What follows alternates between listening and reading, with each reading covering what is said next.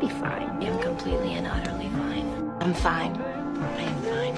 I'm fine. I'm always fine. Don't you know that?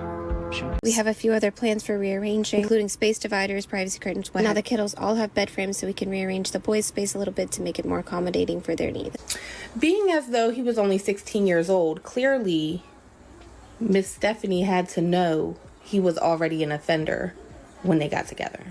The last video I made was on a family called the Resilient Jenkins, and today we are back again because there are massive updates. I thought the last video was bad, but boy was I wrong. This is even worse. It is absolutely disgusting.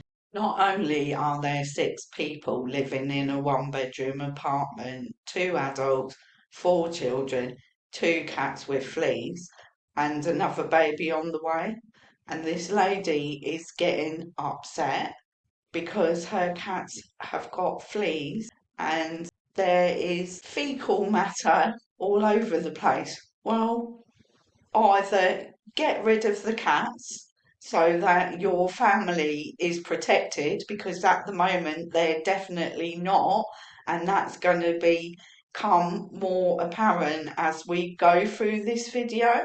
I mean, I understand that pets are part of your family, but you obviously can't look after them, so they would be far safer being with someone else, and your kids would be a lot better off, surely. Your kids' welfare doesn't seem to be a part of your priorities. I'll be fine. I'm completely and utterly fine. I'm fine. I am fine. I'm fine. I'm always fine. Don't you know that?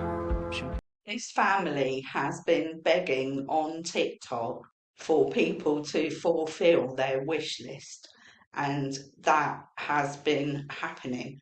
Do I think that's right? No, not really.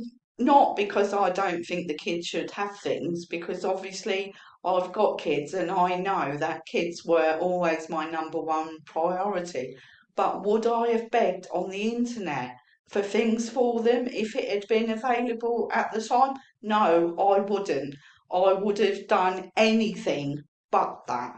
I actually got off my backside and worked, unlike this woman who, seems to be allergic to doing that. But not only that, there are other ways to get things. There are such things called charity, There are churches, there are places in the US where you can go to get things that you need if you really need them.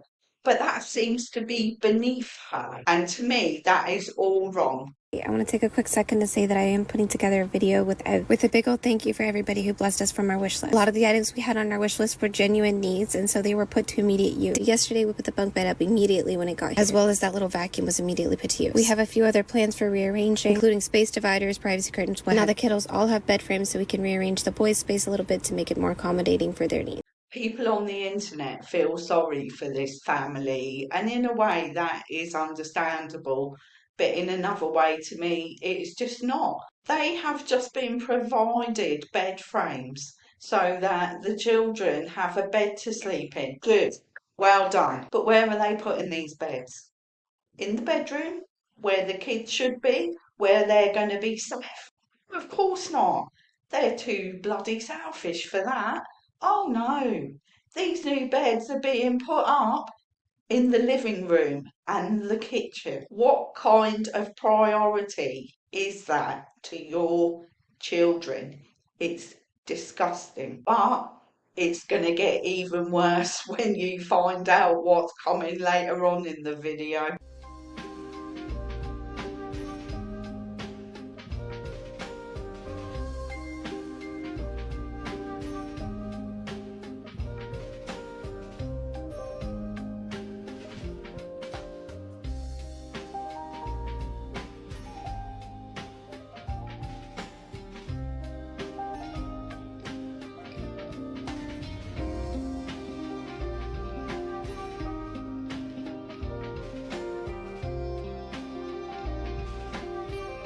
There we see Stephanie sorting out the mouldy laundry.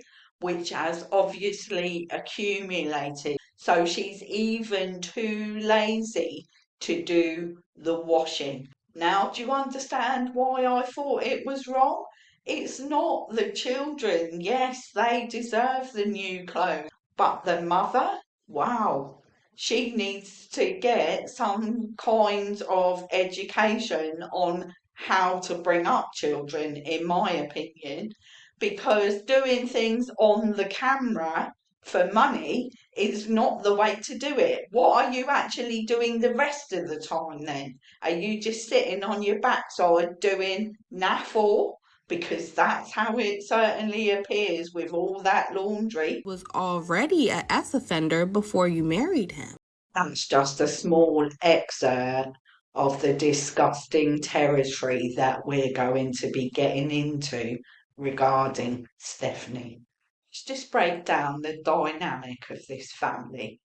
Stephanie and Andrew met during the time when the world came to a stop. So she already had 2 children by her actual husband, the person I believe she is still married to, because she's not married to Drew. She's not a Jenkins at all. He had 1 child that he was bringing up. They've had 1 child together and they've got 1 on the way. But Drew also has another child who he doesn't see and doesn't seem to contribute to. Now, she has made quite a few videos addressing this situation, and they have a son together who is 12 years old. And a lot of people have been saying, well, what about this child? Do you see this child? Do you contribute to this child? And this is what Andrew and Stephanie have to say about that. People say, yes, get a W-2. I would love to get a W-2 that paid me decent enough. But getting a W-2 at 18... Why does it just gotta be about the pay? 20, Why does nobody consider the health aspect? That most of these W-2 jobs are sucking the life out of you. He doesn't want to get a W-2 job because it's going to suck the life out of him, Stephanie. Is that your reasoning? Well, no, that's not the reason though, is it? It's because a W-2 means you have to pay child support from source. That means it's actually deducted from your wages. If he doesn't have a W-2, then he's not going to be paying child support, is he? So, you know, you're telling on yourselves there. Andrew and his previous partner, the partner of the child that Andrew has still got, they were actually addicts of some kind. So, you know, that's not very good in itself, is it? I am a private investigator. Like, if I see something and I want to know more, I'm going to find out. And I just want to say, the person I feel the most sympathy for, I feel the worst for, is his oldest son. I'm sorry, not his oldest son. Because he has another child that's older. The oldest son that lives in the house with him. This is his son's mother.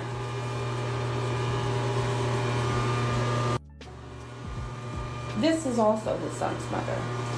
And if you really looked through this girl Stephanie's page, you would see the video where she stated that the boy's biological mother drank while she was pregnant with him. So I'm going to assume he has some type of fetal alcohol syndrome, because the way she said it, it made it seem like this affected him. Now, Dad, this time last year was my first day in the detox center. Today I'm home with my little man. Every day has been a battle. So this child has 2 addict parents. July 4th, 2018, illegally evicted. Him and his son out there, no clothes, no blankets, no pillow, no nothing. Looking for a room to rent or something. In 2018, he still didn't have shit. January of 2020, Anyone have a spare room or something for me and my son? So 2018 he was homeless. 2019 you was in rehab. Who knows where he was? 2020 you was still homeless. If you was in rehab in 2019, this means Miss Stephanie probably found you at the rehab center. Now we're going to get on to the most triggering part of the video, the most upsetting part. If you are triggered by grape or SA, then I suggest you end this video now, because I'm not going to go too deeply into it, but I'm just going to point out some things that people have found out about Stephanie and her husband, who happens to be in jail. 26-year-old registered S offender from Washington is being held without bail after he was charged with kidnapping and S abusing a child under 14. Y'all, this is her husband. Mr. Jenkins is not her husband. This is her husband. You see, she even posted about it. Apparently she was so disturbed about it. But I don't know why, because that's not the first time that has happened. Actually, he was already a S offender before you married him. You see, Mr. Thompson has been a S offender since 2010 for essaying his mother and a 7-year-old. And you still married him. And it looks like you had children with him because her oldest daughter looks like him.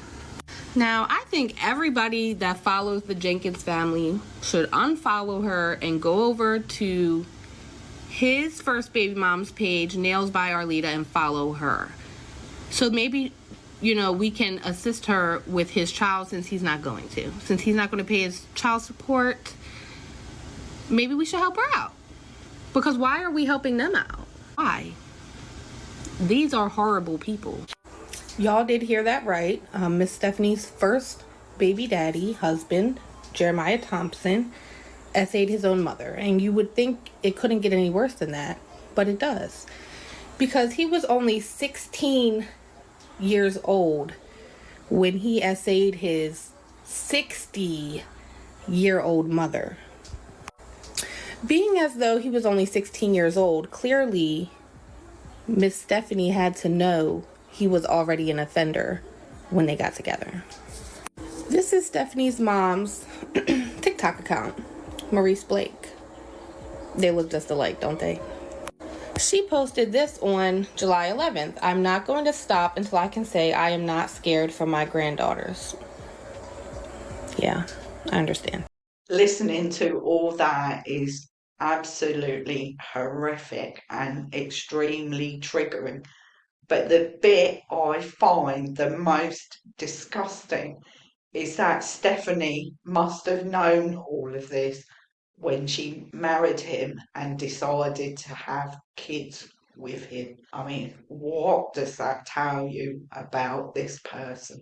And now she is out here on TikTok begging for people to buy things off of her wish list and earning thousands of dollars from the viral videos. Well, that's it for this video. There is more, but I just can't. I just feel absolutely physically, violently sick. Well, I hope this has brought some education about these horrible, horrible people. If you have enjoyed the video, please hit the like button, subscribe to my channel, and I will see you on the next video. Ta-ta for now.